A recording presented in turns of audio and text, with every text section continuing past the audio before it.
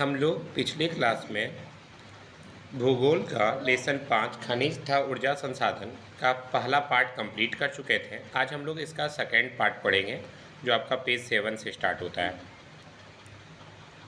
यहाँ तक हम लोग देख लिए थे कि किस जगह पे क्या क्या पाया जाता है, ये हम लोग देख लिए थे। अब पेट्रोलियम पदार्थ से देखेंगे। अब पेट्रोलियम क्या है, तो कच्चा पेट्रोलियम द्रव और गैसीय अवस्था के हाइड्रोकार्बन से युक्त होता है। इसकी रासायनिक संरचना रंगों और विशिष्ट घनत्व में पाई जाती है। अगर हम पेट्रोलियम पदार्थ की बात करें तो इसका संरचना अलग हो सकता है, रंग अलग हो सकता है और इसका घनत्व अलग अलग हो सकता है। पेट्रोल का घनत्व अलग होगा, डीजल का अलग होगा, केरोसिन तेल का अलग होगा। यह मोटर वाहनों, रेलवे, वायुयान के अंतर दहन ईंधन के लिए ऊर्जा का यह एक अनिवार्य रूप है। अब कह रहा है इसके अनेक सौ उत्पाद हैं। इसके क्या है, अनेक सौ उत्पाद पेट्रो रसायन उद्योग जैसे उर्वरक, कृत्रिम रबड़, कृत्रिम रेशे, दवाइयाँ और भी कई सारी चीज़ इसके अंतर्गत बनाए जाते हैं। अब आता है इसके अलावा दवाइयाँ, वैसलीन आदि भी इसके अंतर्गत बनाए। पेट्रोलियम के सौ उत्पाद कौन कौन से हैं, तो पेट्रोलियम के सौ उत्पाद है पेट्रो रसायन उद्योग जैसे कि उर्वरक, कृत्रिम रबड़, कृत्रिम रेशे, दवाइयाँ, वैसलीन और ऊपर में देखिए आपका फिर लिखा हुआ है, हाँ वैसलीन भी आपका पेट्रोलियम पदार्थ है। पेज नंबर 7, स्नेहक, मोम, साबुन और अन्य सौंदर्य सामग्री में परिक्रमित किए जाते हैं। मतलब सिंपल सा भी हम बोले, पेट्रोलियम पदार्थ से आपका सिर्फ किरासन तेल, डीजल, पेट्रोल नहीं मिलता, बल्कि आप लोग जो इस्तेमाल करते हैं बोरोलीन, बोरो प्लस, स्नेहक के रूप में, ये सारा चीज़ आपका पेट्रोलियम पदार्थ है। ठीक है, हालांकि ये बात और है कि उसमें कई सारे केमिकल्स भी मिलाए जाते हैं, उसके बाद आपका वैसलीन तैयार होता है। अपनी दुर्लभता और विविध उपयोग के लिए इसे तरल सोना भी कहा जाता है, ध्यान रखिएगा। इसको हम लोग क्या बोलते हैं, तरल सोना। अपरिष्कृत, क्योंकि पेट्रोल अगर हम घर में रखेंगे अभी उसका दाम घटता है, अधिकतर बढ़ता ही है। अब आता है अपरिष्कृत पेट्रोलियम टर्शियरी युग की अवसादी सेलों में पाया जाता है। यह कहाँ पाया जाता है, अवसादी सेलों में पाया जाता है। व्यवस्थित ढंग से तेल अन्वेषण और उत्पादन 1956 में आरंभ हुआ। 1956 के पहले जो है तेल तुम्हारा व्यवस्थित ढंग से नहीं निकलता था। ठीक है, तब तक असम में डिगबोई एकमात्र तेल उत्पादक था, लेकिन 1956 के बाद परिदृश्य बदल गया। तो एक क्वेश्चन ये भी आता है कि भारत में किस जगह से तेल निकलता है, तो असम से निकलता है। अब असम में कहाँ से निकलता है, तो डिगबोई से निकलता है। ठीक है, अब लेकिन 1956 में के बाद परिदृश्य बदल गया। हाल ही के वर्षों में देश के दूरतम पश्चिमी एवं पूर्वी तटों पर नए तेल निक्षेप पाए गए हैं। असम में डिगबोई, नाहरकटिया तथा मोरान महत्वपूर्ण तेल उत्पादक क्षेत्र हैं। तो तेल उत्पादक क्षेत्र कौन कौन से हैं, ध्यान रखिएगा। 3-4 नाम मैंने बताया। एक बताया मैंने असम में डिगबोई, दूसरा मैंने कहा आपको नाहरकटिया और तीसरा है आपका मोरान। ये सब महत्वपूर्ण तेल उत्पादक है। गुजरात अगर आप चले जाइएगा तो गुजरात में भी आपको तेल मिल जाएगा। कहाँ कहाँ पे, अंकलेश्वर में, कालोल में, मेहसाना में, नवागामा में, ये सब जगह पे आपको मिल जाएगा। अब कह रहा है मुंबई हाई, जो मुंबई नगर से 160 किलोमीटर दूर है, उसको भी 1973 में खोजा गया था, वहाँ पर भी तेल मिल जाएगा। ठीक है, तो कहाँ का मिला आपको, असम में, गुजरात में और मुंबई में। असम, गुजरात और मुंबई। आगे बढ़ते हैं।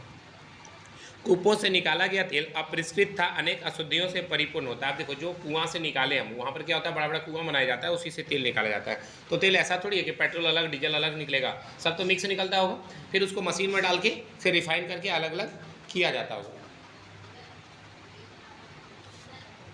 इसे सीधे प्रयोग में नहीं लाया जाता, इसे शोधित किया जाता है। तो भारत में 2 प्रकार के तेल शोधन कारखाने हैं, मतलब जहाँ पर तेल को शोधित किया जाता है। पहला हो गया क्षेत्र आधारित, दूसरा बाजार आधारित।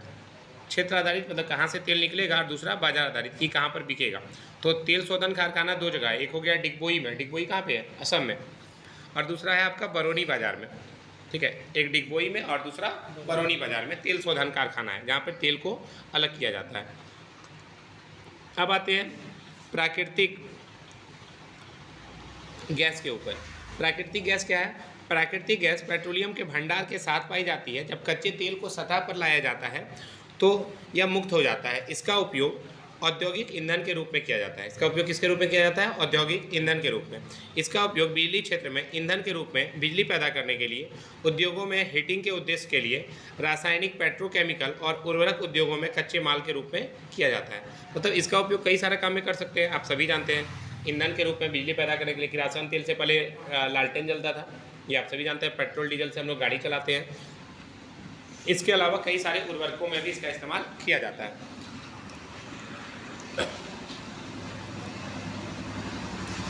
तो प्राकृतिक गैस भी आपका क्या है, पेट्रोलियम पदार्थ के साथ ही पाया जाता है, जिसमें तुम लोग प्राकृतिक गैस का नाम बता सकते हो दो ठो, एक घर में यूज़ होता है हम सभी के घर में। एक प्राकृतिक गैस का उपयोग हमारे घर में होता है, कौन सा? एलपीजी गैस, जिसमें खाना बनाते हैं हम लोग, और सीएनजी गैस का भी नाम सुने होंगे, नहीं सुने हो? दिल्ली में जितना भी गाड़ी चलता है सब सीएनजी से चलता है। तुम्हारा जो देवघर का एगो पेट्रोल टंकी है वहाँ पर भी एगो सीएनजी का स्पेशल लगाया है, जा करके देख सकते हो, वहाँ पर सीएनजी तुम्हारा मिलता है और लगभग रेट समान होता है, लेकिन सीएनजी से प्रदूषण कम फैलता है, जो आपका कुंडा मोड़ के पास है। गैस के बुनियादी ढांचे में विस्तार और स्थानीय गैस विस्तार, स्थानीय शहर गैस वितरण सीओडी नेटवर्क के विस्तार के साथ प्राकृतिक गैस पसंदीदा परिवहन ईंधन। परिवहन ईंधन किसको बोले? सीएनजी को। अभी जस्ट बताया ना, दिल्ली में आपका सबसे ज़्यादा यूज़ होता है। अब हालांकि देवघर में भी सीएनजी गैस का इस्तेमाल किया जा रहा है। और घरों में खाना पकाने के लिए किसका? एलपीजी का। एक गलती से पीएनजी लिख दिया है, पीएनजी नहीं, इसको लिखना था एलपीजी, ठीक है। खाने पकाने के लिए एलपीजी गैस का इस्तेमाल होता है। अब देखिए ये भारत का फिर पिक्चर दे दिया गया है, इसमें देखिए कुछ कुछ जगह दिया हुआ है, जैसे पानीपत दिल्ली, दिल्ली के पास आपका गुड़गांव है, साहिबाबाद, बमबारा, अवाला, शाहजहाँपुर, ये सब कभी कभी आपका दे देता है कि कौन किस जगह पे है। जगदीशपुर आपका कहाँ है जानते हैं आप लोग? बिहार में है। जगदीशपुर के वीर कुंवर सिंह का नाम आता है। आपको क्लास 12 में इतिहास का क्वेश्चन बनेगा कि जगदीशपुर से 1857 की क्रांति के समय कौन नेतृत्व कर रहे थे? तो वीर कुंवर सिंह कर रहे थे, ठीक है। ये इतिहास का एक क्वेश्चन बन जाएगा इसमें। सिंगरौली आपका बहुत फेमस जगह है। बोकारो आपका कहाँ आ गया? झारखंड में आ गया। झरिया भी आपका झारखंड में आ गया। रानीगंज तुम्हारा वेस्ट बंगाल साइड चला गया। तो ये सब जगह का नाम कभी कभी पूछता है, हमेशा नहीं पूछता। आगे बढ़ते हैं। अब यहाँ पर आता है गेल क्रियाकलाप। इंडिया द्वारा एक राष्ट्र एक ग्रिड पद्धति भी बनाई गई है। अब आगे बढ़ते हैं। भारत का प्रमुख गैस भंडार कौन कौन सा है? तो भारत का प्रमुख गैस भंडार मुंबई हाई और अन्य संबंध तट क्षेत्रों में, पश्चिमी तट क्षेत्रों में पाए जाते हैं। तो ये ध्यान रखिएगा, भारत का प्रमुख गैस भंडार कहाँ पे है? मुंबई हाई। पूर्वी तट पर पूर्वी तट पर कृष्णा गोदावरी बेसिन में प्राकृतिक गैस के नए भंडार पाए गए।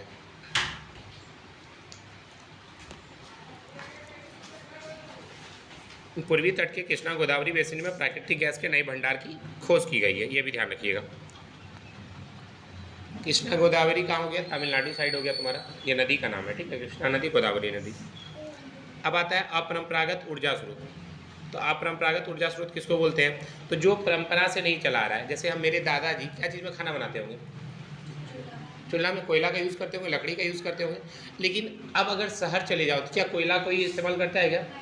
हम लोग एलपीजी गैस का, अगर एलपीजी गैस नहीं है तो इंडक्शन, और एलपीजी इंडक्शन गैस के अलावा अब कुछ लोग सौर ऊर्जा का भी इस्तेमाल करने लगे। सौर ऊर्जा मतलब वही सोलर प्लेट लगा होता है, उसकी मदद से हम लोग घर में लाइट जलाते हैं ना, तो उसकी मदद से आप खाना भी पका सकते हैं। सोलर कुकर बनाया जाता है बहुत सारी जगह पर। तो कोयला, पेट्रोलियम, गैस और नाभिकीय ऊर्जा जैसे जीवाश्म ईंधन के स्रोत समाप्त कच्चे माल का प्रयोग करते हैं, मतलब जो समाप्त होने वाला है। असतत पोषणीय ऊर्जा के स्रोत के ही नवीकरणीय योग्य स्रोत है। नवीकरणीय मतलब जो अभी नया नया आया है और जो कभी ख़त्म नहीं होगा, जैसे सौर ऊर्जा, पवन ऊर्जा, जल ऊर्जा, भूतापीय ऊर्जा और जैव भार, बायोमास। सौर ऊर्जा सूर्य से मिलने वाला, पवन ऊर्जा हवा अगर रहेगा नहीं तो हम लोग भी नहीं रहेंगे, तो मतलब पवन ऊर्जा अच्छा में है, कभी भी खत्म होगा क्या? नहीं होगा खत्म। जल ऊर्जा भी खत्म नहीं होगी, जल खत्म होगी तो हम ही लोग खत्म हो जाएंगे। तो इसलिए इस सबको क्या बोला गया है? अच्छा में स्रोत, मतलब जो कभी भी खत्म नहीं होने वाला।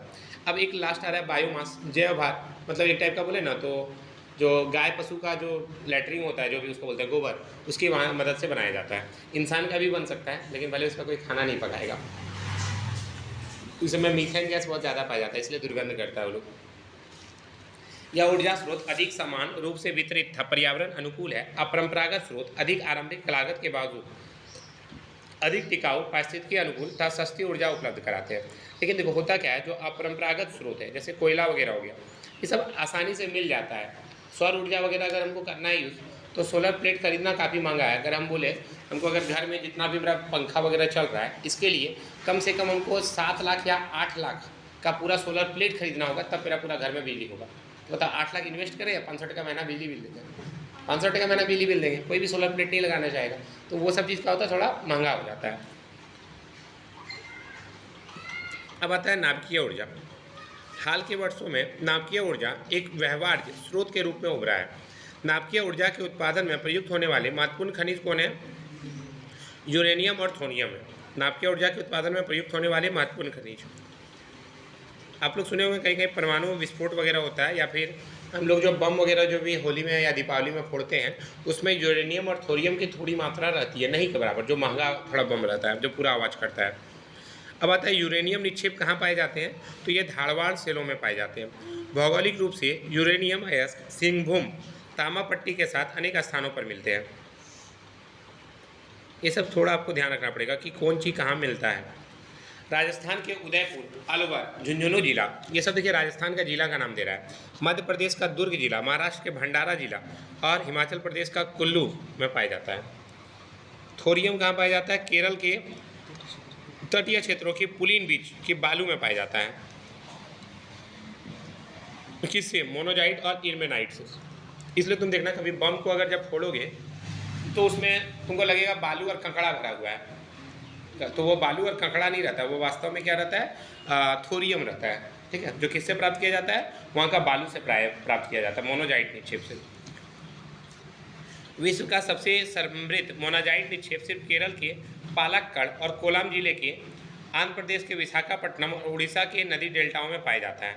तो अगर पूछा जाए कि मोनाजाइट कहाँ सबसे ज़्यादा पाया जाता है, तो इन सब जगहों पे पाया जाता है। कौन कौन? केरल में, आंध्र प्रदेश में और उड़ीसा में। केरल, आंध्र प्रदेश, उड़ीसा में।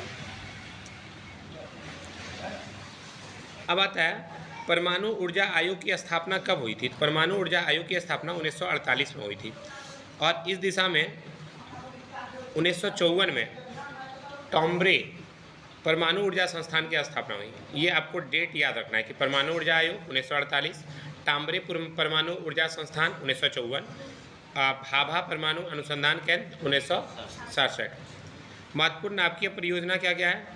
तारापुर महाराष्ट्र, कोटा के पास रावतभाटा राजस्थान, कलपक्कम तमिलनाडु, नरोरा उत्तर प्रदेश, केगा कर्नाटक और काकरापाड़ा गुजरात में। ये सब क्या नाभिकीय परियोजनाएं चल रही है। नाभिकीय परियोजना कहाँ कहाँ पे चल रहा है ये आपको ध्यान रखिएगा। और ये ज्योग्राफी आपका एक ऐसा चैप्टर है जिसमें इतना टिक लग रहा है और लिखना पड़ेगा, विकल्प नहीं है हम लोगों के पास। आगे बढ़ते हैं। अब आता है सौर ऊर्जा। फोटोवोल्टिक सेलों में विपासित सूर्य की किरणों को ऊर्जा में परिवर्तित किया जा सकता है, जिसे सौर ऊर्जा के नाम से जाना जाता है। मतलब सिंपल सा वे हम बोले, जो तुम्हारा फोटोवोल्टेइक सेल है यह क्या करता है? सूर्य की किरणों को ऊर्जा में परिवर्तित कर देता है, जिसको हम लोग क्या बोलते हैं? सौर ऊर्जा। ठीक है, सौर ऊर्जा को काम में लाने के लिए जिन प्रक्रमों को बहुत प्रभावी माना जाता है वे है फोटोवोल्टिक और सौर तापीय प्रौद्योगिकी। अन्य सभी अनवीकरणीय ऊर्जा स्रोत की अपेक्षा सौर तापीय प्रौद्योगिकी अधिक लाभप्रद है। मतलब सीधा सा भी हम बोले, जो हम लोग अनवीकरणीय ऊर्जा स्रोत है, अनवीकरणीय जैसे कोयला हो गया, उसके बजाय अगर सौर ऊर्जा का इस्तेमाल करेंगे तो क्या होगा? फ़ायदा ही फ़ायदा, कुछ उसमें जलेगा भी नहीं, कुछ बर्बाद भी नहीं होगा, कोई ना गैस निकलेगा, और प्लस खर्चा भी कम होगा। एक बार भले अगर हम बोले जो सरकारी में थोड़ा अच्छा जगह पे जहाँ होता है वहाँ पे तुम देखोगे, अगर थाना चले जाओ तो थाना में सोलर प्लेट तुम्हारा बहुत ज़्यादा लगा हुआ है, वहाँ से तो जल्दी उखड़ेगा भी नहीं सोलर प्लेट। एक बार पूंजी लगा, बहुत ज़्यादा मात्रा में उससे लाइट की प्राप्ति हो सकती है हमको, तो ये सब चीज़ का भी ध्यान रखा जाता है। आगे बढ़ते हैं। सौर ऊर्जा कोयला अथवा तेल आधारित संयंत्रों की अपेक्षा 7% अधिक और नाभिकीय ऊर्जा से 10% अधिक प्रभावी है। यह सामान्यतः तो हीटर, फसल शुष्क मतलब क्रॉप ड्रायर, कुकर्स आदि जैसे उपकरणों में अधिक प्रयोग में लाती है। देखो अब आया हीटर, तो खैर जानते ही हो जिस पर खाना पका सकते हैं। अब की अगला दे रहा है क्रॉप ड्रायर। ड्रायर का नाम तो सुने हो ना, लड़की लोग पक्का जानती होगी ड्रायर का नाम। क्या करते हैं? बाल सुखाते हैं। यहाँ क्रॉप ड्रायर है, मतलब क्या होगा? फसल को सुखाने वाला। मतलब कोई रूम में पूरा फसल लगा हुआ है, कीड़ा उड़ा ना पड़ जाए, तो उसके लिए क्रॉप ड्रायर लगाया जाता है ताकि दिन भर उसको मिलते रहे। अगर उतना बिजली का खर्चा करेंगे तो बहुत खर्चा हो जाएगा ना। अब बोलेंगे सर क्रॉप ड्रायर की ज़रूरत क्यों पड़ती है? जैसे कि आप लोग जानते हैं सरकारी स्कूलों में जो चावल वगैरह आता है कहीं पे स्टोर रखा जाता होगा, बफर स्टॉक पढ़े आप लोग, तो वहाँ पर ये सारा चीज़ लगाया जाता है। जैसे कि अगर तुम देखो तो सारवा में कस्तूरबा गांधी विद्यालय के जस्ट सामने में एक बहुत बड़ा तुम्हारा बनाया गया है चावल धान वगैरह रखने के लिए, बहुत बड़ा रूम है, एकदम बहुत विशाल है, तो वहाँ पर ये सब चीज़ का आवश्यकता है। ठीक है, और वहाँ पे मतलब एक बार में रहता होगा तो हमको लगता है क्विंटलों क्विंटल रहता होगा ना, कम से कम 2-3 ट्रक रहता है चावल भरा हुआ। भारत के पश्चिमी भागों गुजरात और राजस्थान में सौर ऊर्जा के विकास की अधिक संभावनाएं हैं। कहाँ पे? गुजरात और राजस्थान में, क्योंकि वहाँ पर धूप भी बहुत ज़्यादा तीखा होता है। अब आते हैं पवन ऊर्जा के ऊपर। पवन ऊर्जा पूर्ण रूपेण प्रदूषण मुक्त और ऊर्जा का असमाप्य स्रोत है। प्रवाहित पवन से ऊर्जा को परिवर्तित करने की अभियांत्रिकी बिल्कुल सरल है। पवन की गतिज ऊर्जा को टरबाइन के माध्यम से विद्युत ऊर्जा में बदला जाता है। आप लोग कोई डैम गए हैं? जहाँ डैम रहता है वहाँ डैम की मदद से क्या होता है, उसी पानी की मदद से विद्युत बनाया जाता है। ठीक है, अब यहाँ पर कह रहा है लेकिन यहाँ डैम पानी वाला डैम नहीं है, यहाँ पवन का गतिज ऊर्जा को टरबाइन की मदद से आप क्या कर सकते हैं, विद्युत ऊर्जा में बदल सकते हैं। और यह क्या है, अक्षम्य स्रोत है, कभी खत्म होने वाला नहीं है। सममागरी पवनों और पछुआ पवनों जैसी अस्थायी पवन प्रणालियाँ और मानसून पवनों को ऊर्जा के स्रोत के रूप में प्रयोग किया गया है। इसके अलावा स्थानीय हवा, स्थलीय और जलीय पवनों को भी विद्युत पैदा करने के लिए प्रयुक्त किया जाता है। भारत ने पहले से ही पवन ऊर्जा का उत्पादन आरंभ कर दिया है। पवन ऊर्जा के लिए राजस्थान, गुजरात, महाराष्ट्र और कर्नाटक में अनुकूल परिस्थितियां विद्यमान है। कहाँ कहाँ पे? राजस्थान, गुजरात और महाराष्ट्र, कर्नाटक। लेकिन ऐसा नहीं है सिर्फ यही है, यहाँ पे बहुत ज़्यादा मात्रा में है, क्योंकि वहाँ हवा बहुत ज़्यादा चलती है। तुम लोग अगर देवघर में कुंडा मोड़ से तुम तपोवन का रास्ता में अगर जाने लगोगे तो तुमको एक जगह एरिया मिलेगा, वहाँ लगभग 2-3 किलोमीटर तक का एरिया तक पूरा सोलर प्लेट बिछा हुआ है, और उसी की मदद से बहुत सारी जगह पे लाइन दिया जाता है देवघर में, चाहो तो जाके देख सकते हो। अब आता है ज्वारीय और तरंग ऊर्जा। महासागरीय धाराएं ऊर्जा का अपरिमित भंडार गृह है। 17वीं और 18वीं शताब्दी के आरंभ से ही अविरल ज्वारीय तरंगों और महासागरीय धाराओं से अधिक ऊर्जा तंत्र बनाने के निरंतर प्रयास जारी है। अब देखो क्या बताया जा रहा है कि महासागरीय धाराएं, जो तुम्हारा समुद्र में जो धारा बहता है, पूरा तेज लहर आती है, अगर उस लहर से अगर ऊर्जा बनाया जाए तो कितना आसान है। कभी खत्म होगा क्या समुद्र? नहीं, वो तो अनलिमिटेड चलेगा।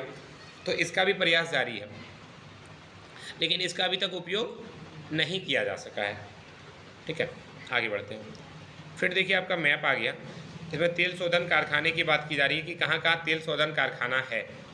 तो देखिए बठिंडा में है, पानीपत में है, मथुरा में है, बरौनी में है, ठीक है, जामनगर, कोयली, बीना, वडतीर, विशाखापट्टनम, पारदीप, हल्दिया, तो बहुत सारा है। ठीक है, तातापिका, चेन्नई, नागपट्टी, मंगलुरु, कोच्चि, इन सब जगहों पर क्या है, तेल शोधन कारखाने हैं।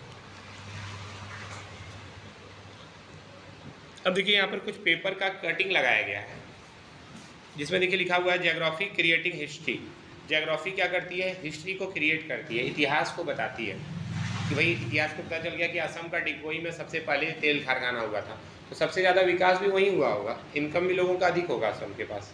ठीक है, गुजरात अगर चले जाओ, सबसे पहले सूती फैक्ट्री वहीं पे था, तो ये भी तो बता रहा है कि गुजरात का विकास बेसी हुआ होगा, तभी तो वहाँ पर तुम देख सकते हो पीएम पीएम सब निकल गया है। अब देखिए अपारंपरिक स्रोतों से 2000 मेगावाट बिजली पैदा होगी।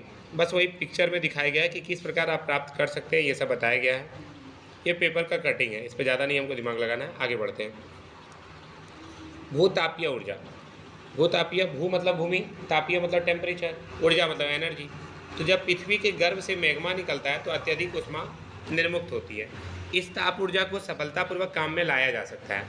मतलब पृथ्वी का गर्भ से जब आपका मैग्मा निकलती है तो इसका भी हम लोग उपयोग कर सकते हैं, किसके रूप में, विद्युत ऊर्जा के रूप में। इसके अलावा गीजर कूपों से निकलते गर्म पानी से ताप ऊर्जा प्राप्त की जा सकती है। इसे लोकप्रिय रूप से भूतापीय ऊर्जा के नाम से जानते हैं।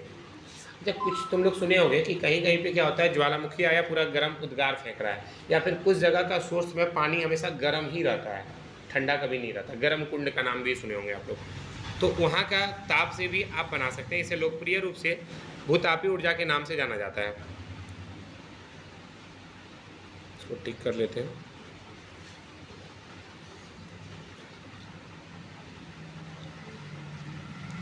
इस ऊर्जा को भी अब एक प्रमुख स्रोत माना जा रहा है, जिसे एक वैकल्पिक रूप से विकसित किया जा रहा है। मध्यकाल से ही गर्म स्रोतों, झरना और गीजरों का उपयोग होता आ रहा है। भारत में भूतापीय ऊर्जा संयंत्र हिमाचल प्रदेश के मानकीकरण में अधिकरण किया जा चुका है।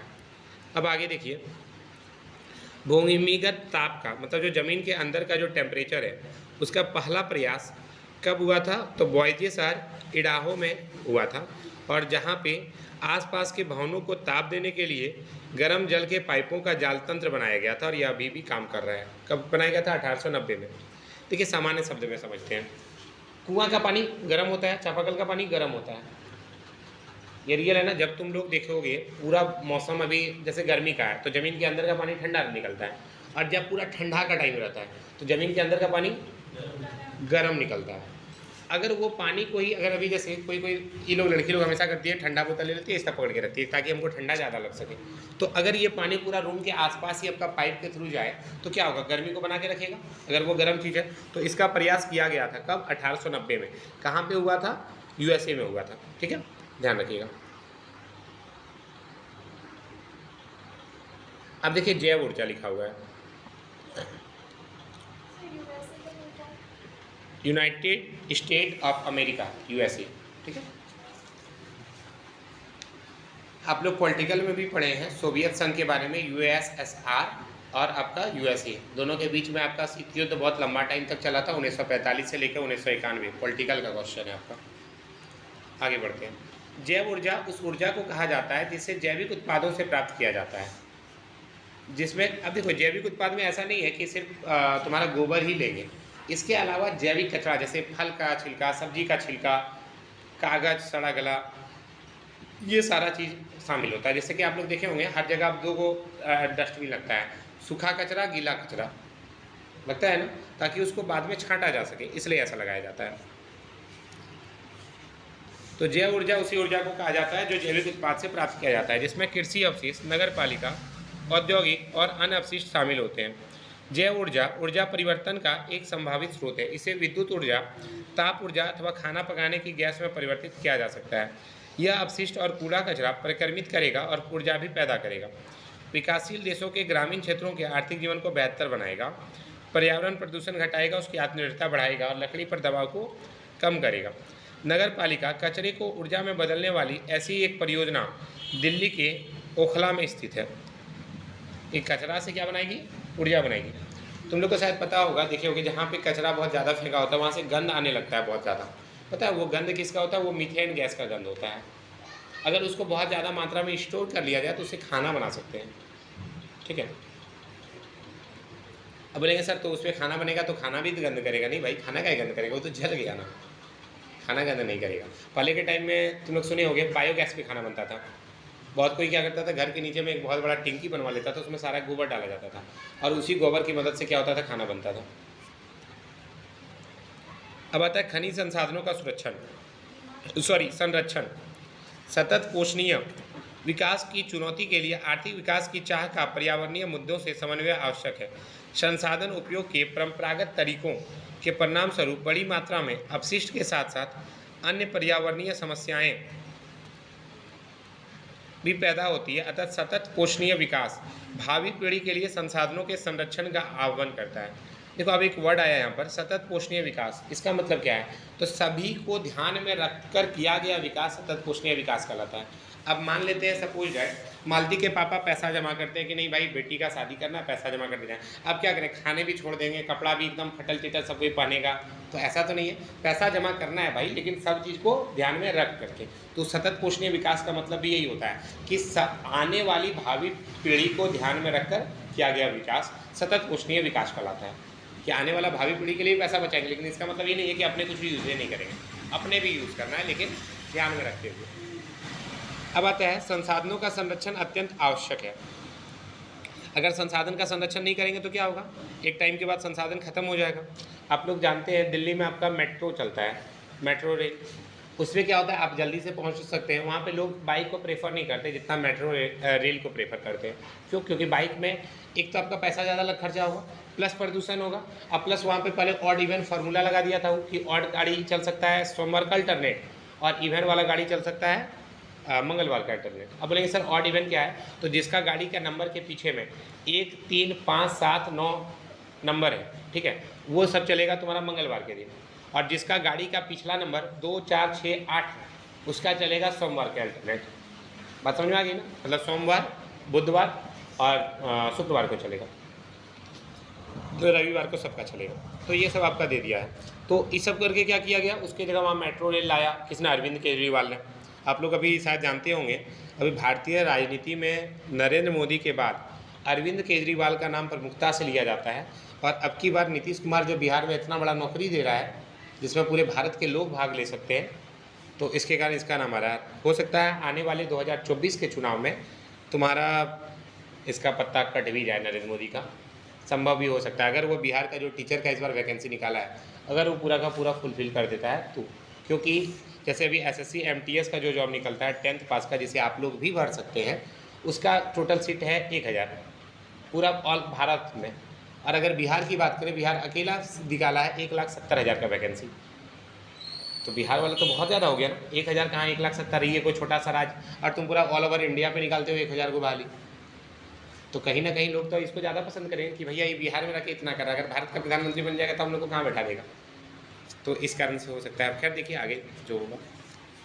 खैर ऊर्जा के वैकल्पिक स्रोत क्या क्या है, तो ऊर्जा के वैकल्पिक स्रोत है आपका जो अब भविष्य में उपयोग होगा, सौर ऊर्जा, पवन, तरंग, भूतापीय ऊर्जा, ये सब ऊर्जा के असमाप्त स्रोत है जो कभी खत्म नहीं होने वाला, क्योंकि सूर्य खत्म हो जाएगा तो हम भी खत्म हो जाएंगे।